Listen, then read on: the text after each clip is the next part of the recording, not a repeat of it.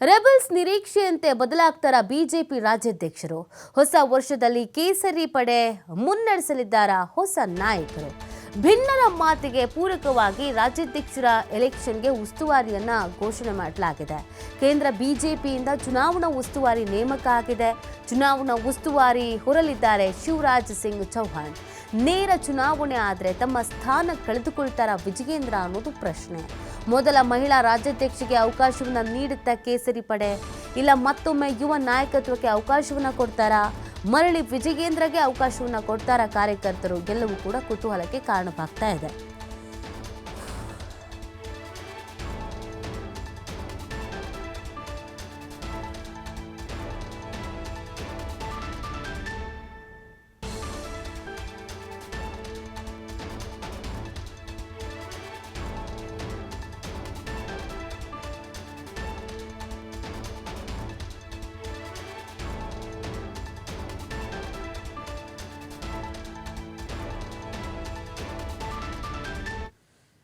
S ನೋಡಿ, ರಾಜ್ಯಾಧ್ಯಕ್ಷರ ಬದಲಾವಣೆ ಆಗಬೇಕು ಅನ್ನುವಂಥ ವಿಚಾರದಲ್ಲಿ ಸಿಕ್ಕಾಪಟ್ಟೆ ಚರ್ಚೆಗಳಂತೂ ಆಗ್ತಾ ಇದೆ. ವಿಜಯೇಂದ್ರ ಅವರು ಹೈಕಮಾಂಡ್ ನಾಯಕರನ್ನ ಭೇಟಿಯಾಗಿ ಬರ್ತಾನೂ ಇದ್ದಾರೆ.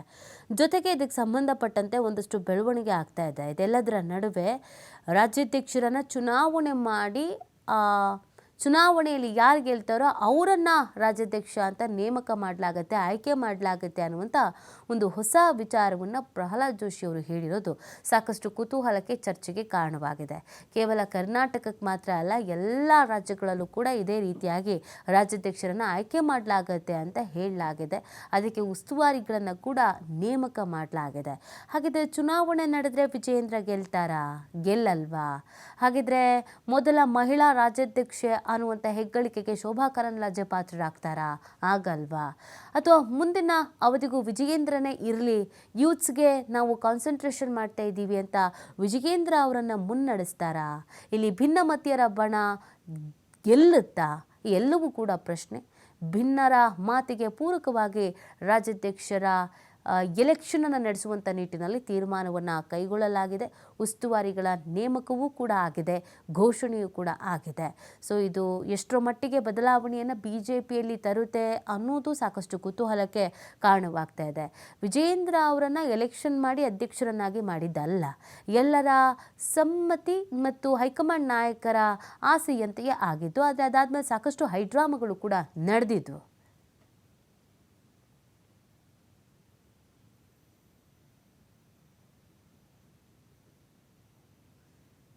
ಆಗ್ತದೆ ಅಂತ ನಾನು ಹೇಳ್ತಾ ಇಲ್ಲ, ಆದ್ರೆ ಇಡೀ ದೇಶಾದ್ಯಂತ ಇದರಲ್ಲಿ ಇರುವಂತದ್ದು, ಇಡೀ ದೇಶಾದ್ಯಂತ ಇವತ್ತು ನಮ್ಮ ಬೂತ್ ಅಧ್ಯಕ್ಷರು, ಅದಾದ ನಂತರ ಮಂಡಲ ಅಧ್ಯಕ್ಷರು, ಜಿಲ್ಲಾ ಅಧ್ಯಕ್ಷರ ನಂತರ ರಾಜ್ಯಾಧ್ಯಕ್ಷರು, ರಾಜ್ಯಾಧ್ಯಕ್ಷರ ನಂತರ ರಾಷ್ಟ್ರೀಯ ಅಧ್ಯಕ್ಷರು, ಎಲ್ಲ ಚುನಾವಣೆಗಳು ನಡೀತಾವೆ. ಚುನಾವಣೆ ನಡೆಯುವಂತ ಇದೊಂದು ಪ್ರೋಸೆಸ್ ಇದೆ. ಈ ಪ್ರೋಸೆಸ್ ಕರ್ನಾಟಕದಲ್ಲಿ ಆಗ್ತದೆ. ಪ್ರೋಸೆಸ್ ಆದ್ಮೇಲೆ ಅವ್ರು ವಾಪಸ್ ಬರಲ್ಲ ಅಂತ ಹೇಳಿಲ್ಲ. ಅವರ ಒಂದೇ ವರ್ಷ ಆಗಿದೆ ಅಂತಂದ್ರೆ ಅದಕ್ಕೆ ಸಂಬಂಧಿಸಿದಂತೆ ಯಾರನ್ನ ಇಲ್ಲಿ ಇನ್ಚಾರ್ಜ್ ಅಂತ ಹಾಕ್ತಾರ, ಅವ್ರು ಎಲ್ಲರ ಜೊತೆಗೆ ಚರ್ಚೆ ಮಾಡ್ತಾರೆ. ಚರ್ಚೆ ಮಾಡಿದ ನಂತರ ನಾವು ಏನ್ ಈಗ ಇಡಿದೆ ಪ್ರೋಸೆಸ್. ಈ ಪ್ರೋಸೆಸ್ ಅಂದ್ರೆ ಮತ್ತೊಮ್ಮೆ ಆಯ್ಕೆ ಆಗುವುದೇ ಪ್ರೋಸೆಸ್. ಈಗ ಇತ್ತೀಚೆಗೆ ಕೆಲವರು ಒಂದು 4-5-6 ತಿಂಗಳ ಹಿಂದೆ ಕೆಲವು ರಾಜ್ಯಗಳಿಗೆ ಅಪಾಯಿಂಟ್ಮೆಂಟ್, ಅಲ್ಲಿಯೂ ಪ್ರೋಸೆಸ್ ಆಗುತ್ತೆ, ಇಲ್ಲಿಯೂ ಪ್ರೋಸೆಸ್. ಬದಲಾವಣೆ ಆಗ್ತದೆ ಅಂತ ನಾನು ಹೇಳ್ತಾ ಇಲ್ಲ, ಆದ್ರೆ ಇಡೀ ದೇಶಾದ್ಯಂತ ಇದರಲ್ಲಿ ಇರುವಂತದ್ದು, ಇಡೀ ದೇಶಾದ್ಯಂತ. ಮತ್ತಷ್ಟು ಮಾಹಿತಿಯನ್ನು ನೀಡ್ತಾರೆ ನಮ್ಮ ಪ್ರತಿನಿಧಿ ರಾಕೇಶ್. ಬಿಜೆಪಿಯಲ್ಲಿ ಈ ಥರದ್ದು ಪ್ರಯತ್ನಗಳು, ಹೊಸ ರೀತಿಯಾದಂಥ ಬದಲಾವಣೆಗಳು ಆಗ್ತಾನೇ ಇರುತ್ತೆ. ಅದೇ ಈಗ ರಾಜ್ಯಾಧ್ಯಕ್ಷರ ವಿಚಾರದಲ್ಲೂ ಕೂಡ ಕೇವಲ ಕರ್ನಾಟಕ ಮಾತ್ರ ಅಲ್ಲದೆ ಎಲ್ಲ ಕಡೆಯಲ್ಲೂ ಎಲೆಕ್ಷನ್ ನಡೆಸುವಂಥ ವಿಚಾರ, ಅದು ಎಷ್ಟರ ಮಟ್ಟಿಗೆ ಬದಲಾವಣೆಯನ್ನು ತರಬಹುದು? ಇದಕ್ಕೆ ಯಾವ ರೀತಿಯಾಗಿ ಪರ ಮತ್ತು ವಿರೋಧದ ಚರ್ಚೆಗಳಾಗ್ತಾ ಇದೆ ಅಂತ? ಬಿಜೆಪಿಯಲ್ಲಿ ಇದು ಹೊಸ ವಿಚಾರ ಏನಲ್ಲ. ಇದುವರೆಗೂ ಕೂಡ ರಾಜ್ಯಾಧ್ಯಕ್ಷರ ನೇಮಕ ವಿಚಾರ ಬಂದಾಗ ಆಂತರಿಕ ಪ್ರಜಾಪ್ರಭುತ್ವವನ್ನು ಪಾಲಿಸುವಂತಹ ಬಿಜೆಪಿ ಮೊದಲು ಮಂಡಲ ಹಾಗೆ ಆಯಾ ಘಟಕಗಳ ಅಧ್ಯಕ್ಷರುಗಳನ್ನ ನೇಮಕ ಮಾಡುತ್ತೆ. 3 ವರ್ಷಗಳ ಅವಧಿಯ ಅಧ್ಯಕ್ಷೀಯ ಪದವಿಯನ್ನ ಚುನಾವಣೆ ಮೂಲಕ ನಡೆಸುವುದು ಅದು ಮೊದಲಿಂದ ನಡೆಸಿಕೊಂಡು ಬಂದಿರುವಂತಹ ಪದ್ಧತಿ. ರಾಷ್ಟ್ರೀಯ ಅಧ್ಯಕ್ಷರ ಆಯ್ಕೆಗೂ ಮೊದಲು ಈ ರೀತಿ ಪ್ರೊಸೀಜರ್ ಅನ್ನ ಫಾಲೋ ಮಾಡುತ್ತೆ. ರಾಜ್ಯದಲ್ಲೂ ಕೂಡ ಈ ಪದ್ಧತಿಯನ್ನ ಫಾಲೋ ಮಾಡೋದಕ್ಕೆ ಮಧ್ಯದಲ್ಲಿ ಒಂದಷ್ಟು ಸನ್ನಿವೇಶಗಳು ನಿರ್ಮಾಣ ಆಗಿದೆ ಹಿನ್ನೆಲೆಯಲ್ಲಿ ನೇರ ಚುನಾವಣೆಗಳು ನಡೆದಿರಲಿಲ್ಲ. ನಳಿನ್ ಕುಮಾರ್ ಕಟೀಲ್ ಅವರ ಆಯ್ಕೆಯಾದಂತಹ ಬಳಿಕದಲ್ಲಿ ಅವರನ್ನ ಹೆಚ್ಚುವರಿ ಅವಧಿಗೆ ಮುಂದುವರಿಸಲಾಗಿತ್ತು. ಹಾಗೆ ಅವರಿಂದ ಖಾಲಿ ಉಳಿದಂತ ಜಾಗವನ್ನ ತುಂಬುವ ಸನ್ನಿವೇಶದಲ್ಲಿ ವಿಜೇಂದ್ರ ಅವರಿಗೆ ಅವಕಾಶವನ್ನು ನೀಡಿ ನಿಯೋಜನೆ ಮಾಡಲಾಗಿತ್ತು. ಹೀಗೆ ಒಂದೆರಡು ಅವಧಿಯಲ್ಲಿ ಈ ಬದಲಾವಣೆಗಳನ್ನು ಹೊರತುಪಡಿಸಿ ಉಳಿದಂತೆ ಚುನಾವಣೆಗಳು ಸಹಜವಾಗಿ ನಡೀತಲೇ ಬರ್ತಾ ಇದೆ. ಈ ಬಾರಿ ಅದಕ್ಕೆ ಹೆಚ್ಚು ಮಹತ್ವ ಸಿಕ್ಕಿದೆ. ರಾಜ್ಯ ಬಿಜೆಪಿಯಲ್ಲಿನ ಬಣ ರಾಜಕಾರಣದ ಬಡಿದಾಟದಿಂದಾಗಿ ಎರಡು ಬಣಗಳು ಸೃಷ್ಟಿಯಾಗಿದೆ. ಒಂದು ಬಣದಲ್ಲಿ ಯಡಿಯೂರಪ್ಪನವರ ತಂಡದಲ್ಲಿ ವಿಜೇಂದ್ರ ಅವರನ್ನು ಒಳಗೊಂಡಂತೆ ಅವರ ಆಪ್ತರ ಬಳಗ ನಿಂತಿದೆ. ಮತ್ತೊಂದು ಬಣದಲ್ಲಿ ಯತ್ನಾಳು ಮತ್ತು ಅವರ ತಂಡ ನಿಂತು ಪಕ್ಷ ಸಂಘಟನಾ ವಿಚಾರದಲ್ಲಿ ಪರಸ್ಪರ ಒಬ್ಬರ ಮೇಲೊಬ್ಬರು ಕೆಸರಚ್ಚುವಂತಹ ಪರಿಸ್ಥಿತಿಯನ್ನು ನಿರ್ಮಾಣ ಮಾಡಿಕೊಂಡಿದ್ದಾರೆ. ರಾಜ್ಯದ ಪಕ್ಷದ ಪರಿಸ್ಥಿತಿಯನ್ನ ಈಗ ಸರಿಗೊಳಿಸಿ ನೇರ ದಾರಿಯಲ್ಲಿ ತೆಗೆದುಕೊಂಡು ಹೋಗುವ ಜವಾಬ್ದಾರಿ ರಾಷ್ಟ್ರೀಯ ನಾಯಕರ ಹೆಗಲೇರಿದೆ. ಹೀಗಾಗಿ ಅವರು ಈ ಬಾರಿ ನೇಮಕದ ವಿಚಾರಕ್ಕಿಂತ ಹೆಚ್ಚಾಗಿ ಚುನಾವಣೆಯ ಮೂಲಕವೇ ಪ್ರಜಾಪ್ರಭುತ್ವವನ್ನ ಅಂದ್ರೆ ಪಕ್ಷದೊಳಗಿನ ಪ್ರಜಾಪ್ರಭುತ್ವವನ್ನ ಜಾರಿಗೊಳಿಸಿ ಅವರಿಗೆ ಸೂಕ್ತವೆನಿಸುವ ವ್ಯಕ್ತಿಯನ್ನು ರಾಜ್ಯಾಧ್ಯಕ್ಷರನ್ನಾಗಿ ಮಾಡಬೇಕು ಅನ್ನುವಂಥ ನಿರ್ಧಾರವನ್ನು ತೆಗೆದುಕೊಂಡಿದೆ. ಅದರ ಭಾಗವಾಗಿ ಚುನಾವಣಾ ಉಸ್ತುವಾರಿಯನ್ನು ನೇಮಕ ಮಾಡಲಾಗಿದೆ. ಕೇಂದ್ರ ಸಚಿವರಾಗಿರುವಂತಹ ಶಿವರಾಜ್ ಸಿಂಗ್ ಚೌಹಾಣ್ ಅವರನ್ನ ರಾಜ್ಯಾಧ್ಯಕ್ಷರ ನೇಮಕಾತಿ ವಿಚಾರದ ಉಸ್ತುವಾರಿಯನ್ನಾಗಿ ನೇಮಕ ಮಾಡಲಾಗಿದೆ. ಇವರ ಜೊತೆಗೆ ಇನ್ನು ಬೇರೆ ಬೇರೆ ರಾಜ್ಯಗಳಲ್ಲಿ ನಡೆಯುತ್ತಿರುವಂತಹ ಚುನಾವಣೆಗಳಿಗೂ ಕೂಡ ಉಸ್ತುವಾರಿಗಳನ್ನ ರಾಷ್ಟ್ರೀಯ ನಾಯಕರು ನೇಮಕ ಮಾಡಿದ್ದಾರೆ. ಸದ್ಯದ ಪರಿಸ್ಥಿತಿಯಲ್ಲಿ ರಾಜ್ಯದಲ್ಲಿನ ಬಣ ಬಡಿದಾಟವನ್ನ ವಿಶ್ಲೇಷಣೆ ಮಾಡಿಕೊಂಡೇ ಚುನಾವಣೆಯ ದೃಷ್ಟಿಯನ್ನು ತೆಗೆದುಕೊಂಡಿರುವಂತಹ ಬಿಜೆಪಿ ನಾಯಕರುಗಳು ಇಲ್ಲಿ ಮತ್ತೆ ಸಂಕಷ್ಟ ಎದುರಾಗದಿರಲಿ ಅನ್ನುವಂಥ ನಿಟ್ಟಿನಲ್ಲಿ ಕಾರ್ಯಕರ್ತರಿಗೆ ಆ ಜವಾಬ್ದಾರಿಯನ್ನು ಹೊರಿಸಿ ಮುಂದೆ ಯಾವುದೇ ರೀತಿ ಸಮಸ್ಯೆ ಆದರೂ ತಮ್ಮದೇ ಆಯ್ಕೆಯಿಂದ ಆಗಿರುವಂತಹ ಪದವಿಗಳನ್ನ ತಾವುಗಳ ನಿರ್ವಹಣೆ ಮಾಡಬೇಕು, ಯಾವುದೇ ಕಾರಣಕ್ಕೂ ಇಲ್ಲಾಗುವಂತಹ ಬದಲಾವಣೆಗಳಿಗೆ ವರಿಷ್ಠರನ್ನ ಹೊಣೆ ಮಾಡಬಾರದು ಅನ್ನುವ ಸಂದೇಶವನ್ನು ಕಳಿಸುವುದಕ್ಕೆ ಹೊರಟಿದೆ. ಹಾಗೆ ಪಕ್ಷದ ಬೆನ್ನೆಲುಬಾಗಿ ನಿಂತಿರುವಂತಹ RSS ನ ಘಟಕಕ್ಕೂ ಕೂಡ ಸಮಾನ ಗೌರವ ಸಿಗುವಂತಾಗ್ಲಿ ಅನ್ನುವಂಥ ನಿಟ್ಟಿನಲ್ಲಿ ಈ ನಿರ್ಧಾರವನ್ನ ಮಾಡಿದೆ ಅನ್ನುವುದು ಮೂಲಗಳ ಮಾಹಿತಿ. ಸದ್ಯಕ್ಕೆ ಈಗಿರುವಂತಹ ಬದಲಾವಣೆ ವಿಚಾರದಲ್ಲಿ ಕಾರ್ಯಕರ್ತರು ತೆಗೆದುಕೊಳ್ಳುವ ನಿರ್ಧಾರವೇ ಅಂತಿಮವಾಗಿರುತ್ತೆ. ಅವರಿಂದ ಆಯ್ಕೆಯಾಗುವಂತಹ ಘಟಕ ಮಂಡಲಗಳ ಮುಖಂಡರುಗಳೇ ರಾಜ್ಯಾಧ್ಯಕ್ಷರನ್ನು ನೇಮಕ ಮಾಡ್ತಾರೆ. ಇಲ್ಲಿ ಯಾವುದೇ ರೀತಿಯಾದಂತಹ ಅಸಮಾಧಾನಗಳ ಪ್ರದರ್ಶನಕ್ಕೆ ಅವಕಾಶ ಇರೋದಿಲ್ಲ. ಯಾರ ಪ್ರಾಬಲ್ಯ ಇರುತ್ತೆ ಅವರಿಗೆ ಅವಕಾಶ ಸಿಗುತ್ತೆ. ಆ ವಿಚಾರವಾಗಿ ಮತ್ತೆ ಯಾವುದೇ ರೀತಿಯ ಭಿನ್ನಾಭಿಪ್ರಾಯಗಳು ತೋರಬಾರದು ಅನ್ನುವಂಥ ನಿಟ್ಟಿನಲ್ಲಿ ಈ ಪ್ರಯೋಗವನ್ನ ಮಾಡೋದಕ್ಕೆ ವರಿಷ್ಠರು ನಿರ್ಧಾರ ಮಾಡಿದ್ದಾರೆ. ಚುನಾವಣೆ ಯಥಾವತ್ತಾಗಿ ನಡೆಯುತ್ತಿದ್ದು ಕೂಡ ಇಲ್ಲಿನ ಅಭಿಪ್ರಾಯ ಮಂಡನೆಗೆ ಪೂರ್ಣ ಪ್ರಜಾತಂತ್ರ ವ್ಯವಸ್ಥೆಯನ್ನ ಅವಕಾಶ ಮಾಡಿಕೊಡ್ಬೇಕು ಅನ್ನೋ ನಿಟ್ಟಿನಲ್ಲಿ ಚರ್ಚೆ ನಡೆದಿದೆ. ನೀತಿ ರಾಕೇಶ್, ಈಗ ವಿಜಯೇಂದ್ರ ಅವರ ಬದಲಾವಣೆ ಆಗಬೇಕು ಅನ್ನೋದು ಒಂದು ಕಡೆ ಚರ್ಚೆಯಲ್ಲಿದೆ.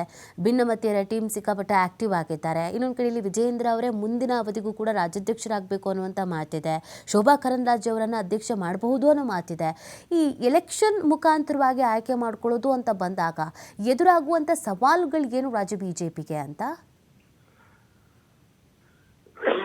ನೀತಿ ತಾವು ಕೇಳಿದ ಹಾಗೆ ಬಿಜೆಪಿಯ ರಾಜ್ಯಾಧ್ಯಕ್ಷರ ಪದವಿ ಹುದ್ದೆ ಈಗ ಸದ್ಯಕ್ಕೆ ಬಹಳ ಯಕ್ಷ ಪ್ರಶ್ನೆಯನ್ನು ಹುಟ್ಟುಹಾಕಿದೆ.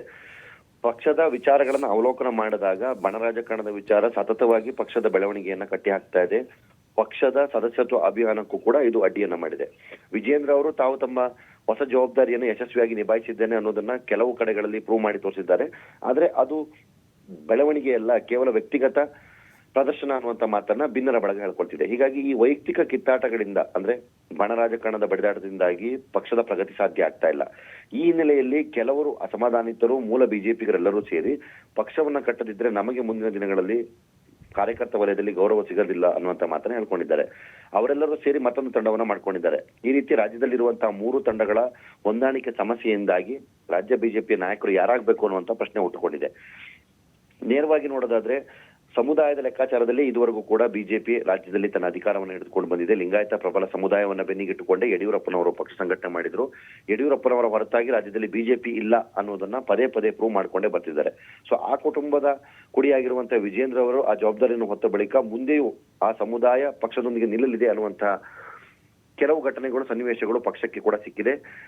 ಅದನ್ನೇ ಇಟ್ಟುಕೊಂಡು ವಿಜೇಂದ್ರ ಅವರನ್ನ ಮುಂದುವರಿಸೋದಕ್ಕೆ ಅಸಾಧ್ಯ ಅನ್ನುವಂತಹ ಕೆಲವು ಘಟನೆಗಳು ಕೂಡ ದಾಖಲಾಗಿದೆ. ಸೊ ಹೀಗಾಗಿ ಕೇವಲ ಲಿಂಗಾಯತರೊಬ್ಬರಿಂದಲೇ ಪಕ್ಷವನ್ನ ಅಥವಾ ಸಮುದಾಯದ ಬೆಂಬಲದಿಂದಲೇ ಪಕ್ಷ ಮುನ್ನಡೆಸೋದು ಸಾಧ್ಯವಲ್ಲ. ಅದರ ಜೊತೆಗೆ ಸಮಾನಾರ್ಥಕವಾಗಿ ಬೇರೆ ಬೇರೆ ಸಮುದಾಯಗಳನ್ನು ಕೂಡ ತೆಗೆದುಕೊಂಡು ಹೋಗಬೇಕು ಅನ್ನುವಂತ ಸನ್ನಿವೇಶ ಕೂಡ ನಿರ್ಮಾಣ ಆಗ್ತಾ ಇದೆ. ಲಿಂಗಾಯತ ಒಳಪಂಗಡದ ಕಿತ್ತಾಟಗಳಿಂದಲೂ ಕೂಡ ವಿಜೇಂದ್ರ ಅವರಿಗೆ ಕೊಂಚ ಮಟ್ಟದ ಹಿನ್ನಡೆ ಆಗ್ತಾ ಇದೆ. ಹಾಗಾಗಿ ಅಲ್ಲಿ ಅಂದ್ರೆ ಅವರ ಎದುರಾಳಿಯಾಗಿ ನಿಂತಿರುವಂತಹ ಯತ್ನಾಳ್ ಅವರು ಕೂಡ ಅದೇ ಸಮುದಾಯದ ನಾಯಕರಾಗಿರೋದ್ರಿಂದಾಗಿ ಅಲ್ಲೂ ಒಂದಷ್ಟು ವಾದ ವಿವಾದಗಳು ನಡೀತಾ ಇದೆ. ಸೊ ಈ ಹಿನ್ನೆಲೆಯಲ್ಲಿ ತಟಸ್ಥ ವ್ಯಕ್ತಿಯೊಬ್ಬರನ್ನ ಪಕ್ಷದ ಅಧ್ಯಕ್ಷರನ್ನಾಗಿ ಮಾಡುವ ಮುಖಾಂತರ ಎರಡೂ ಬಣಗಳಲ್ಲಿರುವಂತಹ ಸಮಸ್ಯೆಯನ್ನು ಪರಿಹಾರ ಮಾಡೋದಕ್ಕೆ ಚುನಾವಣೆಯ ಮುಖಾಂತರ ಅವಕಾಶ ಮಾಡಿಕೊಡ್ಬೇಕು ಅನ್ನೋ ಯೋಚನೆಯನ್ನ ವರಿಷ್ಠರು ಮಾಡಿದ್ರು. ಹೀಗಾದಲ್ಲಿ ಯಡಿಯೂರಪ್ಪ ಬಣದಿಂದಲೂ ಕೂಡ ಗುರುತಿಸಿಕೊಂಡಿದ್ದಂತಹ ಹಾಗೆ ಅವರ ಆಪ್ತ ವಲಯದಲ್ಲಿದ್ದಂತಹ ಶೋಭಾ ಕರಂದ್ಲಾಜೆ ಅವರು ಮೊದಲ ಬಾರಿಗೆ ರಾಜ್ಯದ ಮಹಿಳಾ ಅಧ್ಯಕ್ಷರಾಗುವಂತಹ ಅವಕಾಶ ಸಿಗಲಿ ಅನ್ನುವಂತಹ ಒತ್ತಾಸೆಯಲ್ಲಿ ಭಿನ್ನರ ಬಣವು ಕೂಡ ಅವರಿಗೆ ಸಪೋರ್ಟ್ ಮಾಡುವಂತಹ ಅವಕಾಶವನ್ನ ನಿರ್ಮಿಸಿಕೊಡುವಂತ ಸಾಧ್ಯತೆ ಇದೆ ಅನ್ನುವಂಥದ್ದು ಮತ್ತೊಂದು ಮಾಹಿತಿ. ಸೊ ಹೀಗಾದಲ್ಲಿ ಇಂಥದ್ದೊಂದು ಹೊಸ ಸನ್ನಿವೇಶವನ್ನು ಸೃಷ್ಟಿ ಮಾಡೋದಕ್ಕೆ ಅವಕಾಶ ಆಗಬಹುದು.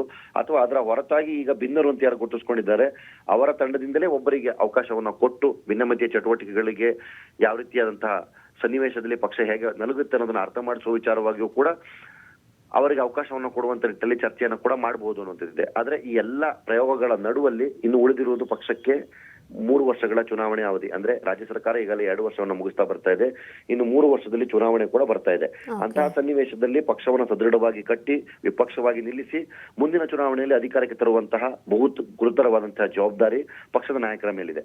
ಸೊ ಈ ಎಲ್ಲವನ್ನ ಅಳೆದು ತೂಗಿ ಈಗ ಪಕ್ಷದ ಮುಂದಿನ ಭವಿಷ್ಯದ ನಾಯಕರನ್ನು ನಿರ್ಧಾರ ಮಾಡುವಂತಹ ಸನ್ನಿವೇಶ ಕೂಡ ಇದೆ.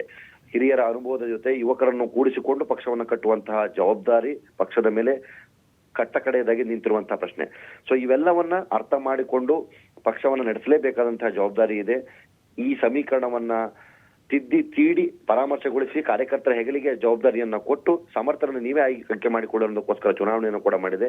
ಹೀಗಾದಲ್ಲಿ ಯಾರಿಗೆ ಯಾವಾಗ ಅವಕಾಶ ಸಿಗುತ್ತೆ ಅನ್ನುವಂತಹ ಪ್ರಶ್ನೆ ಕೂಡ ಹೇಳುತ್ತೆ.